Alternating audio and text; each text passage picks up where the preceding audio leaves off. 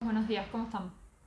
Bueno, tomando la modalidad de las clases virtuales, vamos a continuar explicando por medio del canal de YouTube los temas que nos corresponden. Nosotros tenemos 2 horas por semana nada más, así que la modalidad va a ser básicamente que yo les dé las explicaciones por esta vía y que luego me puedan hacer cualquier consulta que quieran por medio de los mails, ¿sí? Eh, Más allá de eso, no vamos a tener clases por Zoom, ¿sí? Así que las consultas háganla, por favor, solo por el medio del mail que vamos a tener ese. Primero que nada, recordarles que, bueno, tienen que entrar al trabajo, ¿sí? Que va a ser la primera calificación numérica que tengan en el trimestre. Los voy a corregir una vez que estén todos corregidos, ¿sí? Para verificar posibles similitudes, que espero no existan, ¿sí? Eh, pero bueno, en el trabajo estábamos hablando acerca de esta problematización de la unidad latinoamericana, de qué significa que existe Latinoamérica, qué países entran, qué países no entran dentro de América Latina. Y con respecto a esto vamos a retomar uno de los ejes que le dan una unidad a la región, que es el eje de las independencias respecto básicamente de España a principios del siglo XIX. Con respecto a esto, yo voy a dar una clase general y después les paso 2 cuadros sinópticos que hice que resumen las ideas principales de esto, ¿sí? El tema es el tema de la construcción de los estados nacionales, porque el problema cuál es, una vez que se generan las independencias, que terminan los procesos revolucionarios en la década de 1820, el problema es quién gobierna si ya no gobierna el rey español, por supuesto, ¿sí? Entonces, el tema es la construcción de los estados nacionales en América Latina, los nuevos estados que se forman a partir de la independencia, porque esos territorios que anteriormente eran del virreinato quedan sin gobernantes en realidad. Por supuesto, los miembros de la clase dominante en términos económicos y los criollos descendientes de americanos que participaban de los cabildos en cargos menores son aquellos que van a querer ser parte del gobierno y tomar el control político de estos territorios que ahora no tienen legalmente, legítimamente, un gobierno, ¿sí? Entonces, el fin de la independencia no significó un orden político, al contrario, generó inestabilidad política que duró varias décadas en casi todos los países de Latinoamérica hasta alrededor de 1860, mediados del siglo XIX. ¿Sí? Tenemos un periodo de inestabilidad política. ¿Qué significa eso? Que hubo guerras civiles, ustedes lo estudiaron para el caso de Argentina en particular, ¿sí? Las guerras civiles entre los caudillos, los de diferentes líderes políticos de diferentes regiones, que disputan entre sí para tomar el control político de estos territorios que no tienen un gobierno oficial, legítimo. ¿Por qué? Porque quieren quedarse con el control político y por supuesto eso da control sobre los recursos económicos, porque si yo estoy en el gobierno, yo soy el que cobro los impuestos, yo soy el que decido qué hago con el dinero de esos impuestos, etcétera, ¿sí? Entonces, la discusión es quién gobierna. Y hay diferentes bandos, ¿sí? Por ejemplo, en Argentina ustedes estudiaron los federales y los unitarios, ¿sí? Que se enfrentan entre sí, tanto para tener control político como para defender sus intereses económicos, ¿sí?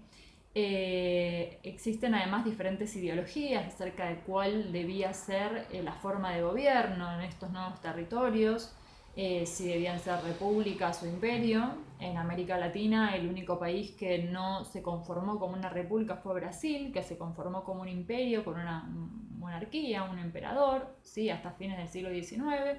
El resto de los países tomaron la forma de una república democrática, pero estaba la cuestión de quién tenía el derecho a gobernar, quién tenía el derecho a elegir a los gobernantes, quiénes iban a ser considerados ciudadanos que podían elegir, si esos ciudadanos podían todos ser candidatos al gobierno o no, o solo podían votar, qué derechos iban a tener esos ciudadanos. No existía una constitución, no existían leyes luego de que se caen las leyes españolas, ¿sí?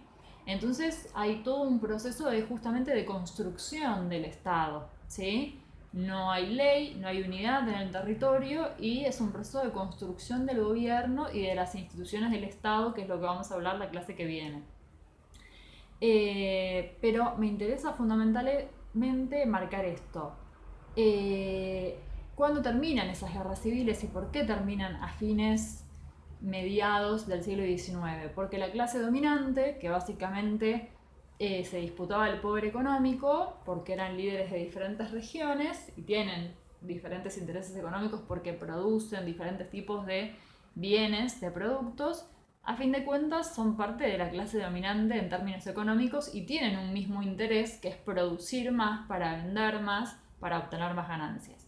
Entonces, ¿qué es lo que sucede? A mediados del siglo XIX, cuando avanza el proceso de industrialización, sobre todo en Europa y en Estados Unidos, en Inglaterra, en Francia, en Alemania, luego en Estados Unidos, estos países industrializados están dispuestos a comprar cada vez más materias primas, o sea, productos que provienen del sector de la agricultura y los derivados de la ganadería, como el cuero, el cebo, la grasa.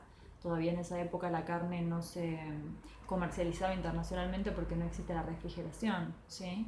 Así que no se vende carne en realidad, sino que básicamente se venden granos y productos derivados de la ganadería.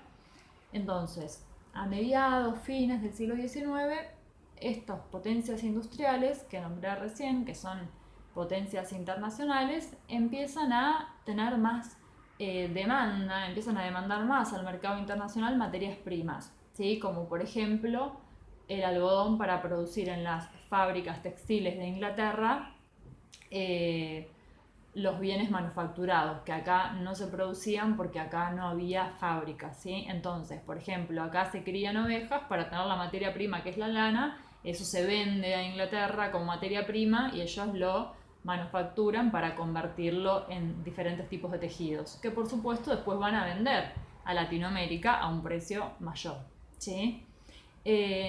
Entonces, la clase dominante, que son terratenientes, son grandes comerciantes, ¿sí? Básicamente se dan cuenta de que hay una oportunidad en el mercado internacional para vender cada vez más sus productos. Pero la cuestión es esta, necesitan que el territorio esté pacificado para poder producir. Si no tienen un territorio pacificado y se continúan las guerras civiles, se devastan, por ejemplo, los campos y no se puede producir, no se puede sembrar, ¿sí? No se puede criar ganado, se necesita estabilidad, política, para poder controlar el territorio y para poder producir para el mercado internacional. Y por esto la clase política, económica dominante termina llegando a acuerdos. En Argentina, por ejemplo, lo habrán visto con Mitre en 1862, ¿sí? Mitre, después de haber firmado acuerdos con Urquiza, después de haber tenido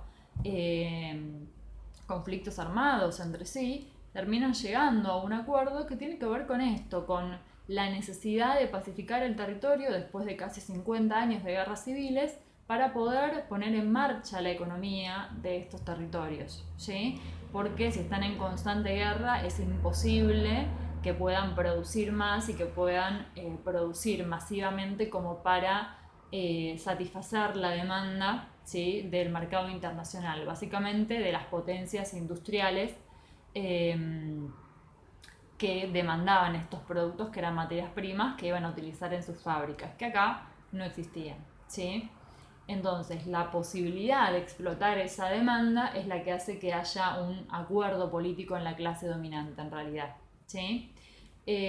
Por eso esta clase dominante es una clase que tiene una ideología que es la ideología del liberalismo económico, que el Estado permita que la clase dominante venda los productos que quiera, los precios que quiera al exterior y que no le cobren impuestos por hacerlo, básicamente. Esto estamos hablando cuando hablamos de liberalismo económico, ¿sí? Esta es la principal ideología, digamos, de esta clase dominante en términos económicos en toda América Latina, el liberalismo. ¿Por qué? Porque implica que el Estado no regule la actividad económica, justamente. Que si ellos pueden influir en el Estado o estar, sí, ser parte, participar del gobierno, pueden emitir leyes que bajen los impuestos a su producción, que les permitan vender a quien quieran al precio que quieran, pagar a sus empleados al precio que quieran pagar sus salarios. Todo eso se puede hacer por medio de la ley. Sí, por eso les interesa controlar y acceder al poder político o al menos influir en el poder político. Entonces esta coyuntura económica de oferta del mercado internacional genera un consenso político acerca de la necesidad de pacificación del territorio y por eso se generan alianzas políticas que permiten la construcción de estados ya pacificados, sin guerras civiles, que permiten que estos países se integren en el mercado internacional. La clase que viene vamos a hablar acerca de cuáles fueron las estrategias que se crearon para unificar los territorios y crear realmente estados e instituciones, leyes, en constituciones que antes no existían. ¿Sí? Bueno, espero que les sirva la explicación. Les mando los cuadros también. ¿Sí?